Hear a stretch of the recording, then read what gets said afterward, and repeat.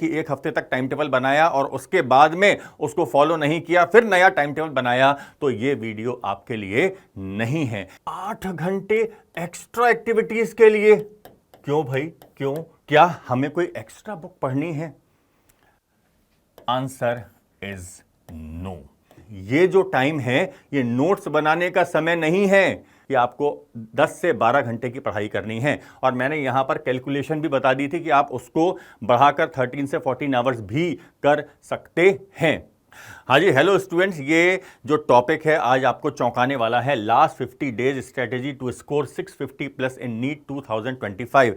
आखिरी के 50 दिन के अंदर क्या 650 स्कोर जो है पॉसिबल है या नहीं है? अगर आपके मार्क्स 350 या 400 या 450 या 500 चल रहे हैं और आप डेली कोई ना कोई टाइम टेबल बनाते हैं और उसको जो है बिगाड़ते रहते हैं, या आप लोगों ने पिछले 1 साल में ऐसा किया है कि 1 हफ्ते तक टाइम टेबल बनाया और उसके बाद में उसको फॉलो नहीं किया, फिर नया टाइम टेबल बनाया, तो ये वीडियो आपके लिए नहीं है। ये वीडियो केवल उन स्टूडेंट्स के लिए है जो स्ट्रिक्टली इन बातों को फॉलो करेंगे जो यहां पर बताई जा रही हैं। जी हां, बिल्कुल पॉसिबल है, ये बिल्कुल पॉसिबल है। आपको फॉलो करना होगा यहां पर बताई गई बातों को।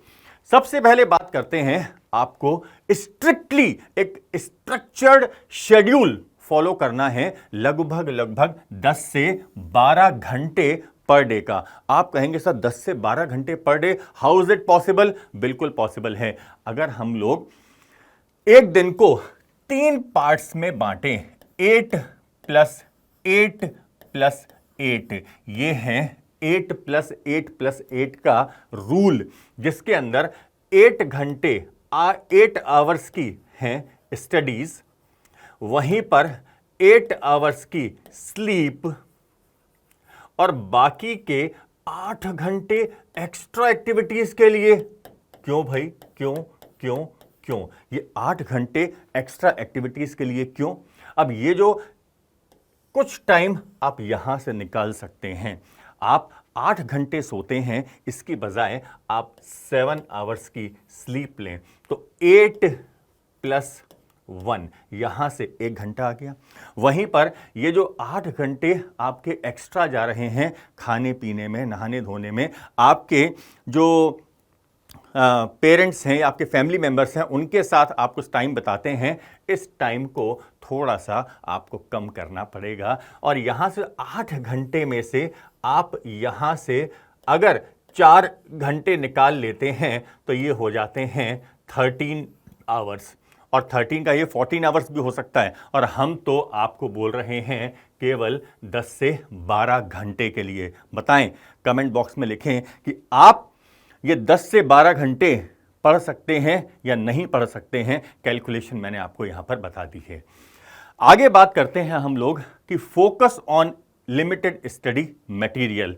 आपको फोकस करना है इस टाइम पर एनसीईआरटी पर, एनसीईआरटी और एनसीईआरटी।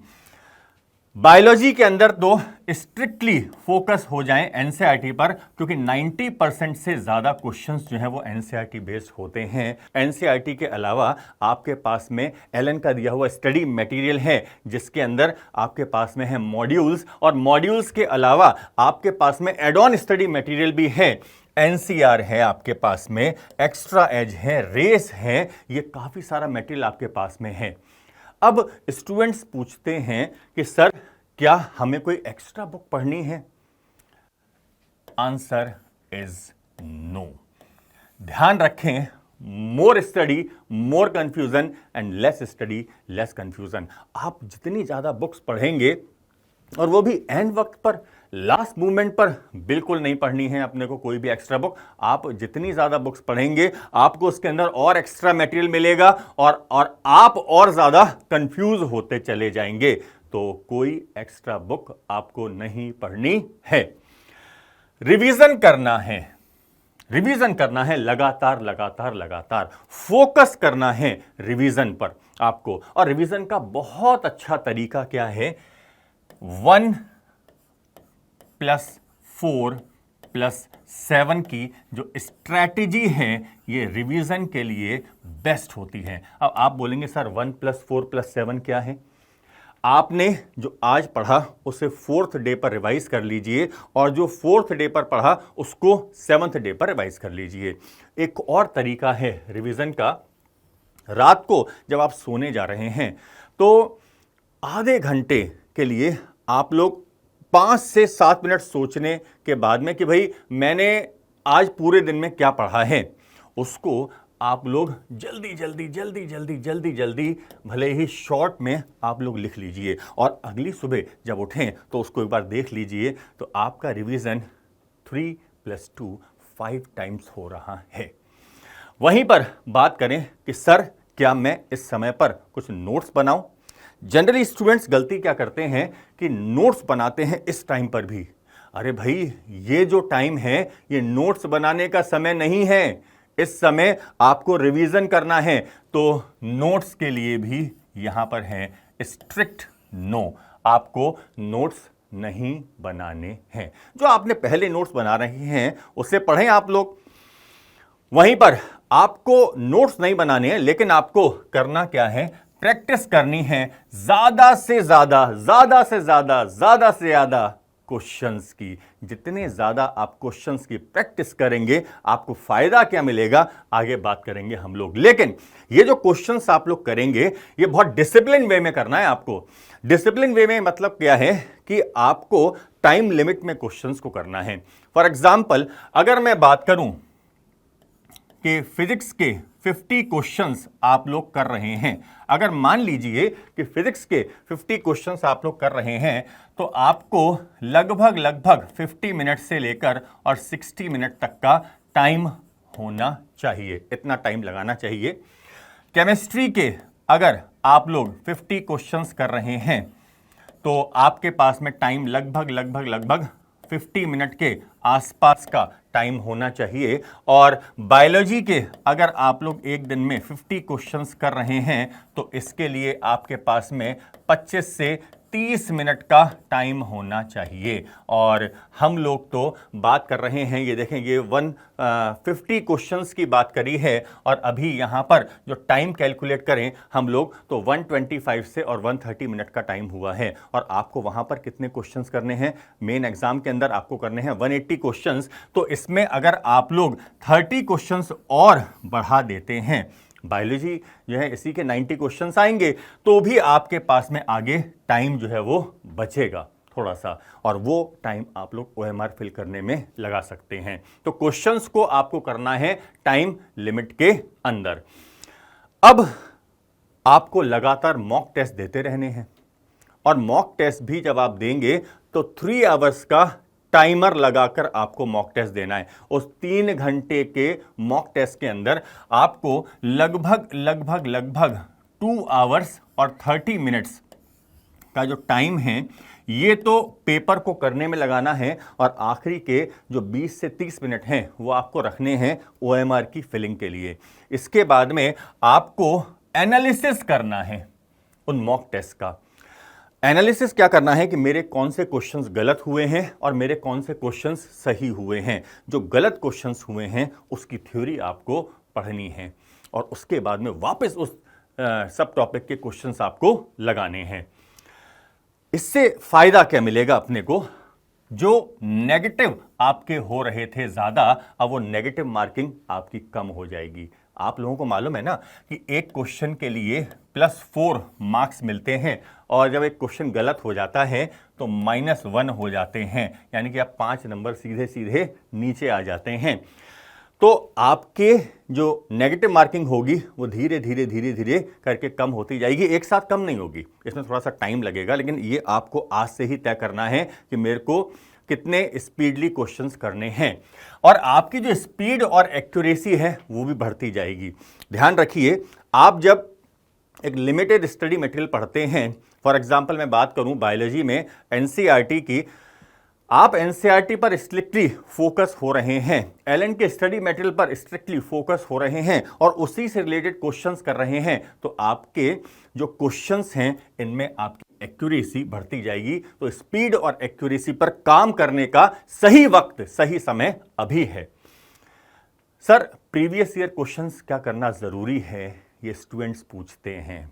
बहुत ज़रूरी है प्रीवियस ईयर क्वेश्चंस करना। इससे आपको एग्ज़ाम के पैटर्न का पता लगता है कि किस सब टॉपिक से कितने क्वेश्चंस आते हैं, किस टाइप के क्वेश्चंस आते हैं। आपके कॉन्सेप्ट की क्लैरिटी बढ़ती है और आप अपने आप को सेल्फ एसेस भी करते हैं।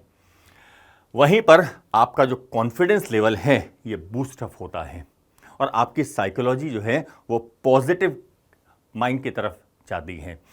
आप में पॉजिटिव थॉट्स जो होते हैं इसका एक संचार होता है और नई ऊर्जा से आप फिर वापस पढ़ने में लग जाते हैं, नई एनर्जी से आप वापस पढ़ने में लग जाते हैं। लेकिन ध्यान रखने वाली बात यह है कि हमारे पास में 24 आवर्स हैं। हमारे पास में 24 आवर्स हैं।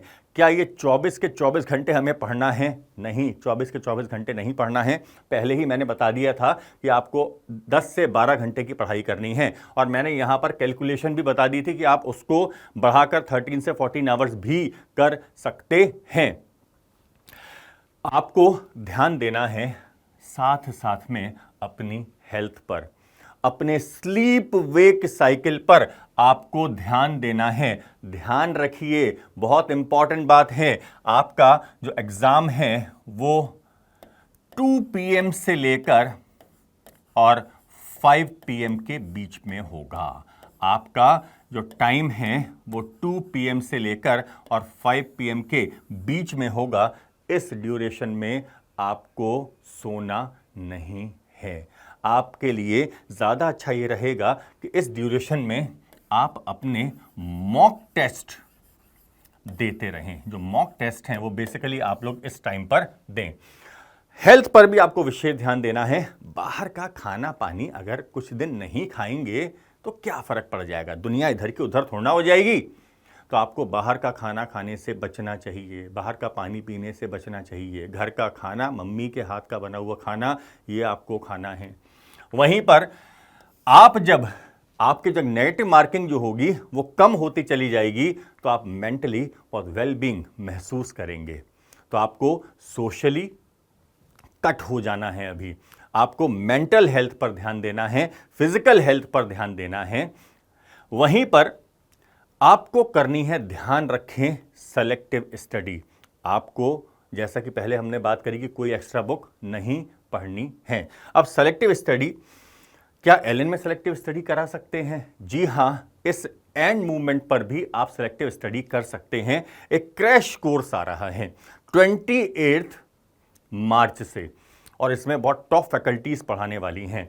11th और 12th क्लास का रिवीजन हो जाएगा 30 डेज के अंदर। सॉफ्ट कॉपी मिलेंगी आपको स्टडी मटेरियल की और क्लास रिकॉर्डिंग की। 2 ऑल इंडिया ओपन टेस्ट होंगे और 2 फुल टेस्ट होंगे। आपको और क्या मिलेगा साथ में? आपको मिलेगा 24/7 डाउट रिजोल्यूशन। आपके डाउट तुरंत सॉल्व किए जाएंगे। कस्टम प्रैक्टिस एक फीचर है यहाँ पर जिसमें आप अपना पेपर खुद बना सकते हैं और टेस्ट जनरेट कर सकते हैं। आपको इम्प्रूवमेंट बुक मिलेगी जिसमें जो गलत हुए क्वेश्चंस हैं वो इम्प्रूवमेंट बुक में चले जाएंगे। तो आप देख सकते हैं, आपको ज़्यादा मेहनत नहीं करनी है कि भाई मेरे कौन से क्वेश्चन गलत हो रहे हैं, ऑटोमेटिकली उठ के जा रहे हैं उस इम्प्रूवमेंट बुक के अंदर। तो ये फैसिलिटी भी आपको मिलेगी। ध्यान रखें, कब से स्टार्ट हो रहा है? 28 मार्च से। फीस कितनी सी है? केवल 2500 रुपीज़ प्लस 450 ऑल टैक्सेस। तो शुरू हो जाइए नीट 2025 में 650 स्कोर से ज़्यादा के लिए। Thank you.